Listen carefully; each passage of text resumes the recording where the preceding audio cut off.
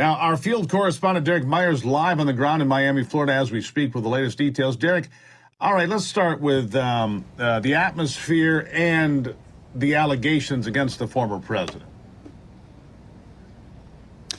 Well, the atmosphere here is nothing like we saw in Manhattan. Very lax security today. Barricades that we saw in Manhattan have been replaced with yellow caution tape that say do not cross. So it's sort of like an honor system that we're seeing. We're not seeing a large law enforcement presence out here today.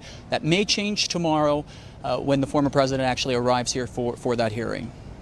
Yeah, all right, so let's talk about the charges here, Derek. Let's talk about what this president faces. Allegations including hiding documents in a bathroom, refusing to give documents back, having people move documents for him in an unauthorized fashion, and so forth. How do you break it down? Yeah, so he's charged with 7 different crimes, 37 counts, and we're told exactly that some of those are obstruction, just like you mentioned, moving those boxes around from one place to another to conceal them from his attorneys who were handing documents over to the federal government. We also know that when the FBI actually searched Mar-a-Lago, they found additional documents, some even in his own personal bedroom, as well as in a bathroom that had a shower in it. Boxes were stored there in the shower, at a storage room, even in a ballroom there in Mar-a-Lago, where they said that events, some 2,000 events have happened there, we're told, since the boxes have been taken and put on that stage.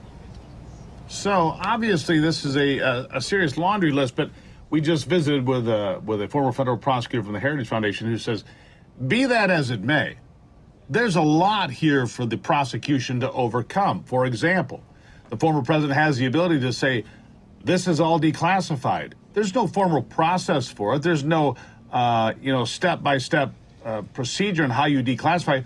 By simply saying, I declassify this information, whether there's anybody there or not, he can claim that as president of the United States. I think that makes it a difficult hill to climb, at least according to our legal experts here, a difficult hill to climb for the prosecution. This is going to be no easy matter, is it?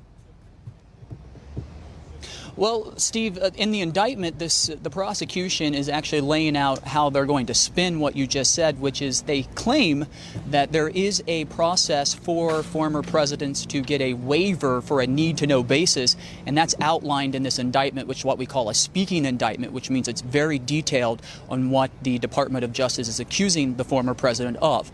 And in that, they say that he did not obtain a waiver on a need-to-know basis when he could have. So that's one issue that the defense is going to have to argue, because that is laid out explicitly in the indictment that no waiver was sought out.